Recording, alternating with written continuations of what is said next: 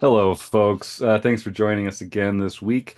Just like always, my name's Jim Reid. I'm going to be your host. I've got a kind of a special message to start off this episode of the podcast. This is a special edition of the podcast. In 2024, we released a series of podcast episodes based specifically around each month's mixed game of the month in our home game club at RecPoker. And it was a big success. And we've continued to play a lot of those mixed games in our home game club, even in beyond the year 2024.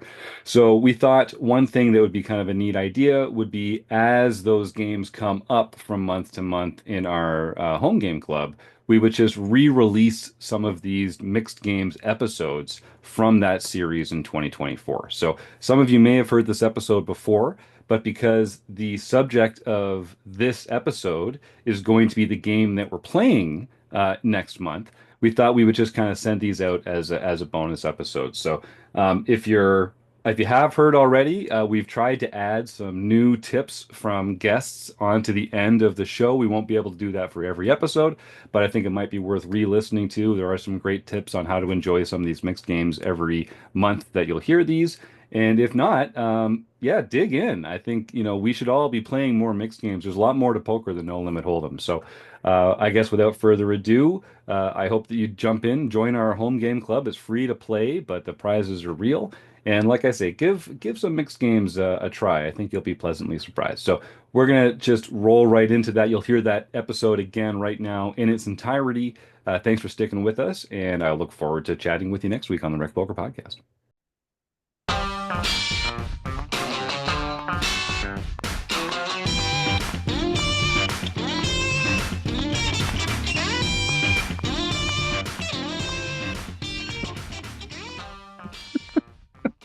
Well, folks, I'm so glad you can join us for another week of the Rec Poker Podcast. Yeah, we're having a good time here in the booth.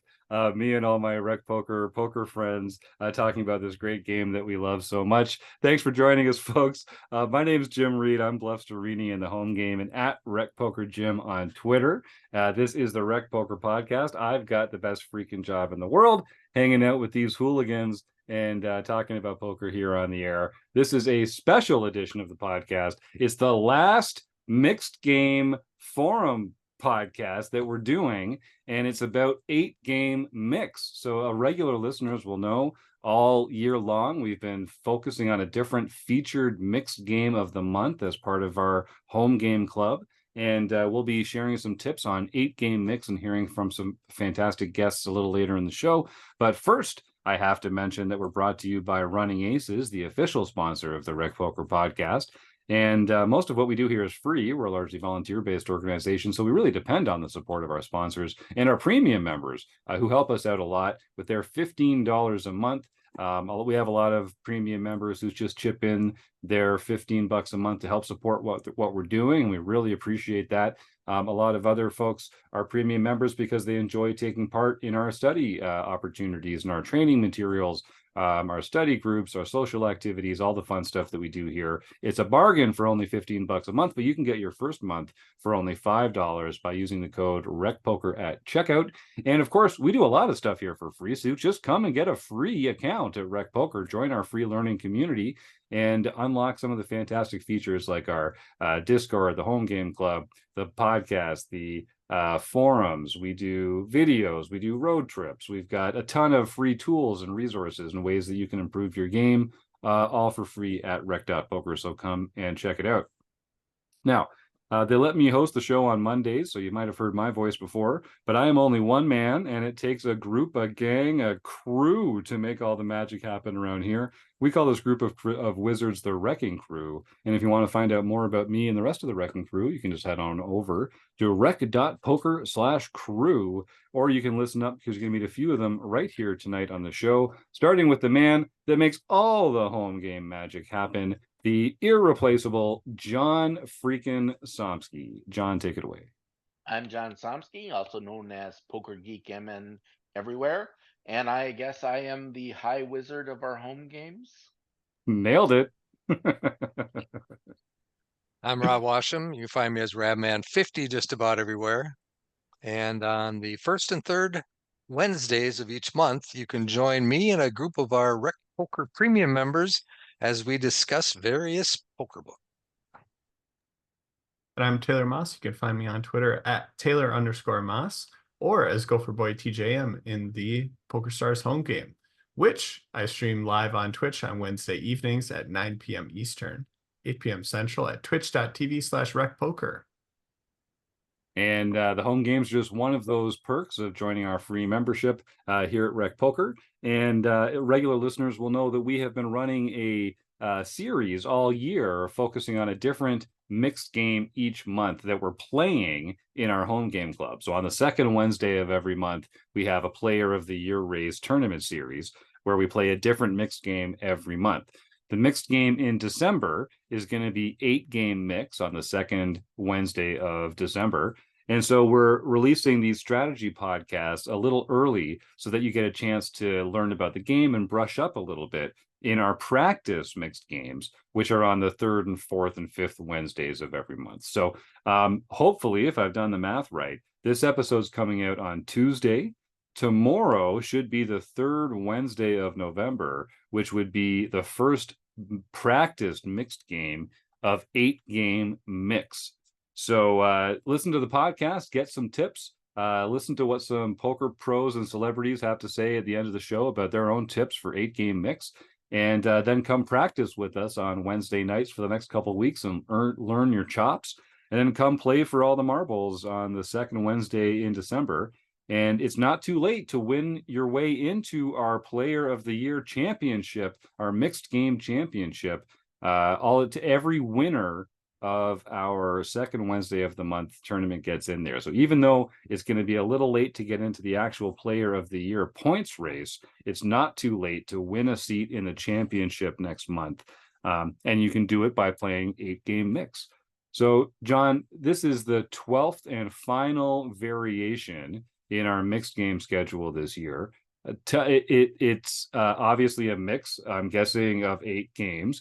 Tell us a little bit about the games, why they're in this grouping together, and maybe we can come up with some tips for the audience for how to get the most out of their playing experience if they're a little less familiar with 8-game mix. You know, Jim, you keep on claiming that you don't know anything about mixed games, and yet you were able to tell that we are playing a mix of 8 different games. It's a gift. Phenomenal. It's a gift. This is the moment you've been waiting for. We've been practicing lots of different variants, and this is the time that you get to put all of your knowledge together.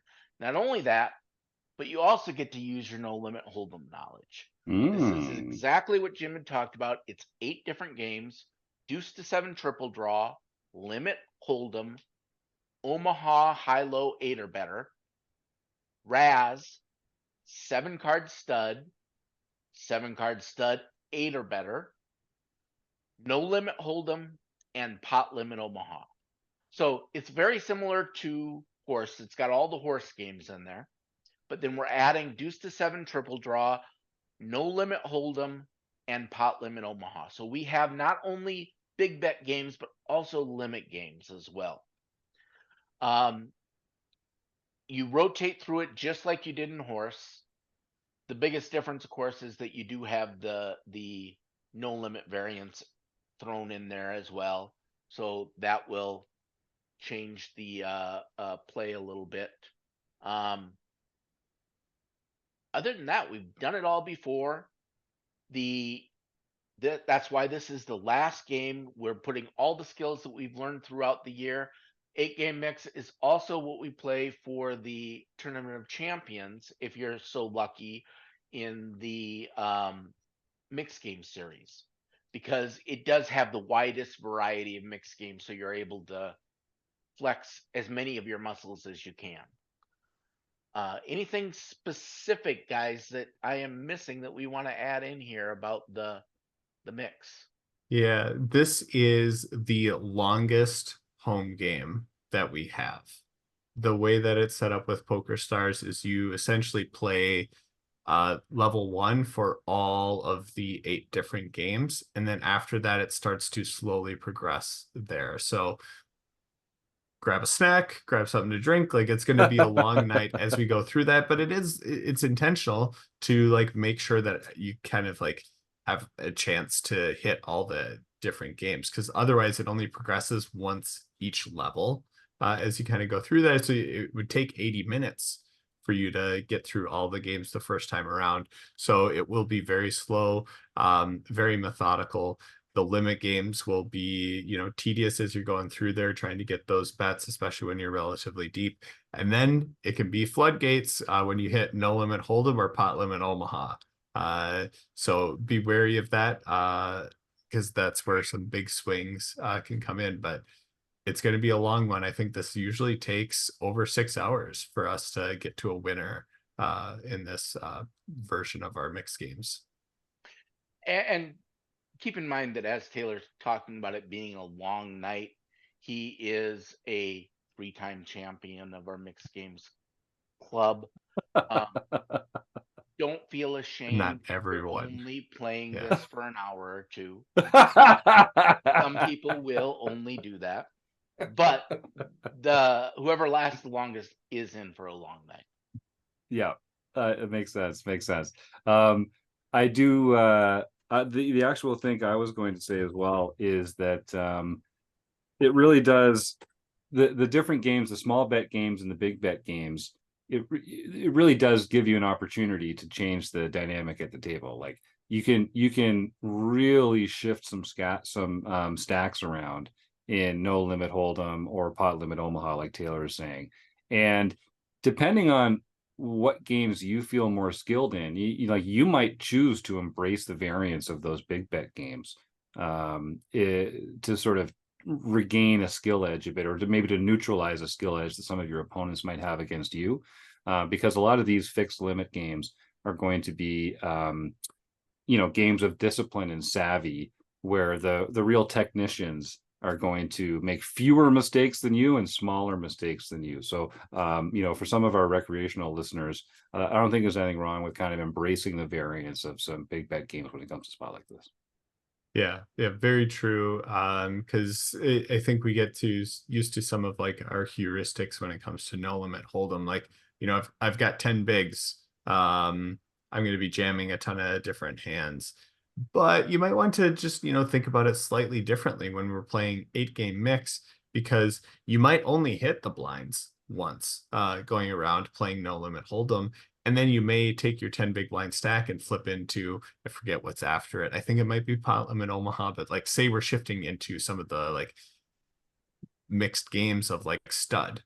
Well, 10 big blinds in stud is very different than 10 big blinds in no limit hold'em. So you can have more playability and more livelihood to your stack. So you have to consider that when you are playing no limit hold'em, what's that going to mean for the different games that you're playing? Yeah, that makes sense. And you can also, for the games that you're less familiar with, I wouldn't suggest you not play them. I mean, after all, we're playing to learn.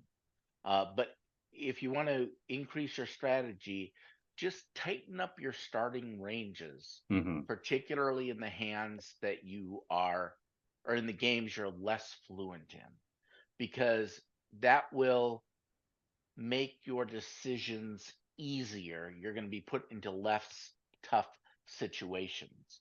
And pay attention when it's a game you don't know well. Pay attention to what everyone else is doing. Spend more time trying to learn than you are trying to play.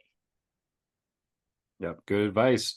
Gang, it's been so much fun doing these mixed game episodes with you all and with our fantastic guests. I just want to thank you, John, in particular, for the work that you do all year putting this home game club together. I don't think RecPoker Nation appreciates the amount of time that you put in, but I do, and I really do appreciate it. And I know I speak for everyone involved, where we tip our cap to you and the efforts that you go through for very little thanks and reward, just to make the recreational poker world a better place. And it's a privilege to be here spreading the good word of mixed games with you. So thank you again, and just keep up your phenomenal work here at RecPoker. It's very impressive. Well, I would love to hear from any of the RecPoker Nation about what their thoughts are on the mixed games and how they've what they like about it, don't like about it. Let me know. We're trying to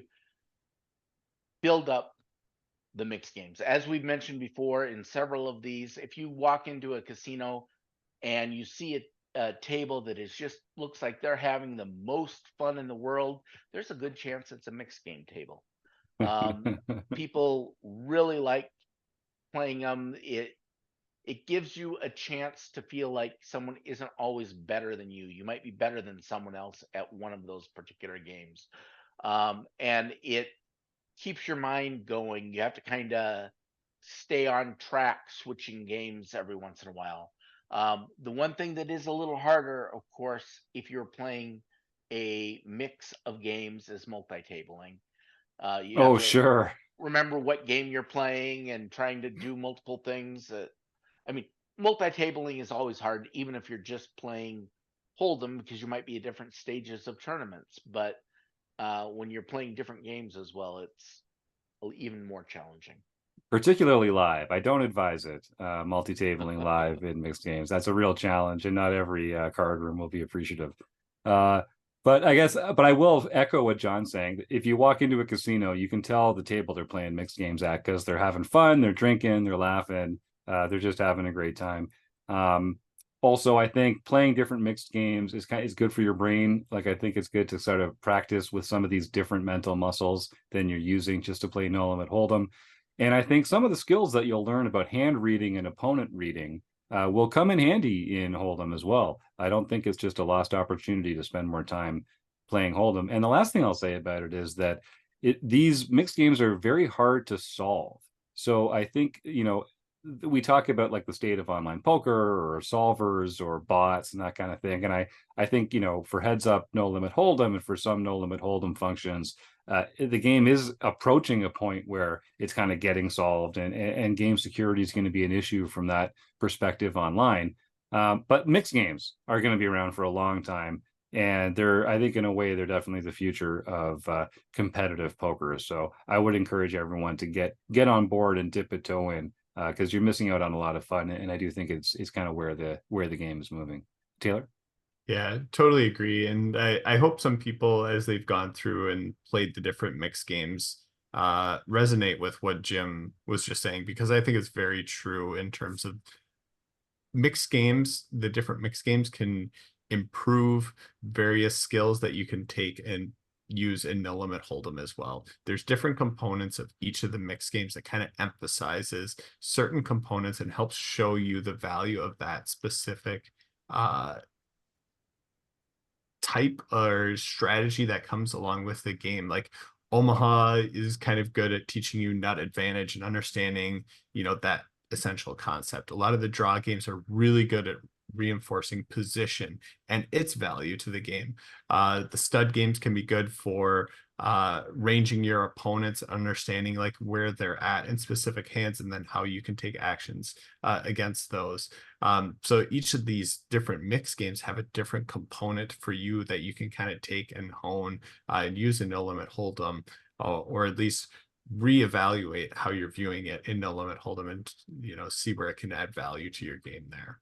So I think mixed games is great for people, even if they don't really see much future of them playing stud going forward.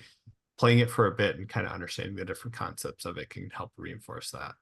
Yeah, and it is super fun. And there are resources out there. So I'll just remind folks, we've got this series of podcasts. There's 12 of them all year out there, going over a different mixed game. We've got the practice mixed games in our home game club. We're going to be doing all that again next year as well.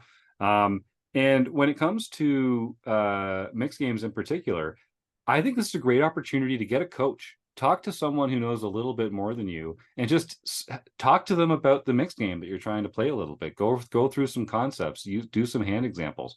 I know like Taylor and Rob and John are all Wrecking Crew members who love helping our members and our audience with their poker problems. A lot of the coaching stuff that we do is in No Limit Hold'em. But I just encourage folks, this is a hobby. Enjoy your hobby. Get better at your hobby. Invest in yourself, and give yourself a shortcut to being a better player. You can learn on your own, and you can learn with listening to podcasts and watching training videos and that kind of thing. But if you want to take your game to the next level, you need help, whether it's through a coach or a community, posting in the forums, posting on Discord, talking to friends at RecPoker about hands and concepts. Life's easier when you've got people to help. So whether it's RecPoker or another learning community out there, don't do it alone. Struggle along with the rest of us. It's more fun. You'll learn faster. Your ceiling's higher, and it just makes the whole thing a more fun and effective experience. So I hope you do. I wish I had earlier. So come join us over here at RecPoker. Like I say, all it takes is an email address and a smile. But stay tuned. We're about to introduce you to some fantastic poker celebrities and pro players who are going to drop some of their own tips and advice on how to play 8-game mix. And maybe we'll see you next year in the RecPoker Mixed Game Player of the Year race. My thanks to Taylor and Rob and John and all the other Wrecking Crew members who have been a part of this fantastic poker series. And a big thanks to all our fantastic guests who you've been hearing from all year long, who put their time in and shared their advice and tips to make your life better, audience members. So thanks for listening along. Thanks for being a great part of RecPoker. And we'll talk to you next week on the RecPoker podcast. All right, Chad McVean, give me a tip on how to play 8-game mix. 8-game mix. It's the horse game. So limit hold'em, Omaha 8 or better, Raz, stud 8 or better, and then they throw in limit deuce to 7 triple draw, pot limit Omaha, and no limit hold'em. So if you are not a mixed game player, you're going to be good for one of the 8 games. Really, again, like with horse, not everyone is going to be proficient with all of the games. What I actually find is when you get to the no limit hold'em portion and the PLO portion, people tend to go a little wild because it's the big bet prospect there, where all the other games are limit betting. So that's where some people can make back some chips they've lost in the other games they don't like, or you can really take a commanding lead if you make a solid hand in there. What I find when I'm playing that, when I get to the pot limit Omaha or the no limit hold'em, I tend to sit back and really, really only play premiums because you can make a lot, but you can also lose a lot. All right, Chris Fox Wallace, give me some tips on how to play 8-game mix. I think it's important I've played a lot of 8-game mix tournaments, and I think it's really important to be careful of the games you don't play well and getting roped into pots. In particular, because you tend to make bad folds in games you don't play well. I used to, before I played a lot of PLO and really worked on my PLO game, I used to take the PLO rounds almost off. I just almost wouldn't play them because I learned that the serious PLO players would really take advantage of me. Once I learned to play PLO, then I let the PLO players try to take advantage of me, and I love it. It's great now. But if you don't play a particular game well, don't dust off your chips in that game, right? Be careful and tight, and make sure that if you don't play PLO well and there's a raise and 3 callers and you have aces, just rip it in and take the money now or get it in as a favorite. Don't play around. Don't flat. Don't get yourself in trouble, right? And if the stacks are deep and somebody raises and you have aces, you can flat. Don't give it away. And if you don't flop a set of aces, and this is a good Omaha player, just throw your hand away if you don't hit something, right? Just don't lose a ton of chips in the big bet games if you don't play the big bet games well. All right, Mike Patrick, give me some tips on how to play 8-game mix. All right. So when we talked about horse a few months back, the tip that I gave you guys was that it's best to recognize what game you are most comfortable in and what games that you're not most comfortable in, and play accordingly to not get yourself in trouble. That is really accentuated in an 8-game mix because you have the big bet games in there as well. And a lot of times when you're playing with people that are you can go both ways actually with this. You're going to have players that are more experienced that are playing these games, but they are primarily big bet game players. They play their no limit hold'em, they play the PLO, and they're generally going to be a little weaker in the mixed games. And vice versa. If you are a new player, you're obviously going to be more comfortable with no limit hold'em and maybe PLO if you played it, and then the mixed games are going to be kind of newer to you. So be careful with that. The best advice with regards to that is recognize who those players are, recognize who those people that are stronger in the big bet games than the limit games, and recognize them, play them accordingly, and be careful, because there's going to be a lot of players out there that are, big bet wizards, and they can play PLO better than anybody, but they don't know what to do with a stud 8 hand. So they're going to be playing their PLO hands more aggressively. They're going to be trying to make their edge in those big bet games. So when you get into a game like that, just recognize who those players are going to be, and make sure you don't get yourself in trouble in those big bet games that can basically wipe out your edge in the limit games in the fell swoop of a big PLO hand. So just be careful that you don't get yourself in trouble with the big bet games if you're more comfortable in the limit games. All right, Norman, Chad, give me some tips on how to play 8-game mix. When I play a game mix, it seems like it comes down to the pros against the recs. If you're a rec like me, the thing about 8-game mix that makes it different than horse, which is a 5-game mix, is that it adds pot limit and no limit games, which when you're a rec player in general, you want to stay away from the pros in those games. That they have a better sense of it all. So when I do play 8-game mix, or I play the dealer's choice, which is 20 games, I try to stay away. If I'm you, I stay away from pot limit and no limit, particularly out of position. They're better than us. Stick to the limit games. Like in dealer's choice, it's pretty funny when you're at a certain table, you'll see the pros calling all the big bet games, and you'll see the little nits like me calling, oh, let's just play some stud 8. Let's just stud 8. So stay away from the big bet games unless you're comfortable with them, because that includes pot limit Omaha, that includes no limit Hold'em, and includes deuce to 7, correct? And I told you deuce to 7 single, no limit single draw is the toughest game in the world. It's tougher than no limit Hold'em. Stay away from the big bet games and 8-game mix. Don't get mixed into a hand unless you're really in good position. All right, Robbie Strazynski, give me some advice on how to play 8-game mix. Favor your strong games. If you're pretty decent at no limit Hold'em, top limit Omaha, and maybe one other game, stay patient when the other games are being played, and then strike when it's, when you're good at those games. And I would also say, if you're really good at fixed limit games, right? Most of the games, 6 out of the 8 are fixed limit. So when it comes time for pot limit Omaha and no limit Hold'em, those games happen more quickly. The hands finish more quickly. Stay patient and wait till they play the 75% of the games that you're better at. All right, Shannon Van Den Berg, let me get some tips on how to play 8-game mix. This is a beautiful mix of all of the games. All of a sudden, we're bringing everything together. Everything you've been learning and playing all year, you now get to put it into action. So play to your strengths. If you can pick up chips in those big bet rounds like no limit Hold'em and PLO, you can wait for those rounds. Play to your strengths. Make sure you're playing the correct variant. This is really, really hard, especially live. A lot of people have in their mind, oh yes, I was just playing deuce to 7. Now it should be obvious by the number of cards in front of you, but sometimes the way that the mix is put together, it isn't that obvious. And I know playing on stars, it tells you and things like that, but it doesn't mean you're not multi-tabling and you're going to forget. So just remember the game that you're playing. Be mindful of the betting structures of each variant. So no limit, pot limit, and fixed limit, bet sizing and requirements are all different. So you might have been playing limit Hold'em, then all of a sudden you're playing no limit Hold'em, and your bet sizing could be and would be different in no limit Hold'em, of course, because it's not fixed limit. Same with pot limit. For those that don't play it much, you don't have to pot all of the time. You can make other bets. So just be mindful of all of the betting limits, all of the different variants, bring all of your skills together, follow everything I've said, and I've no doubt you're going to win this game. All right, well, that was another fun conversation about mixed games. My thanks to, of course, the Running Aces Hotel, Racetrack, and Casino for their support over the years.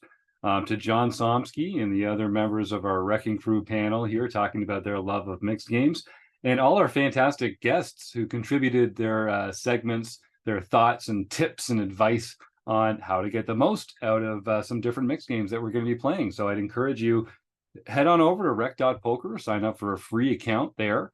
You can go to rec.poker/home game and find out all about the different mixed games that are being played throughout the year, a different one every month.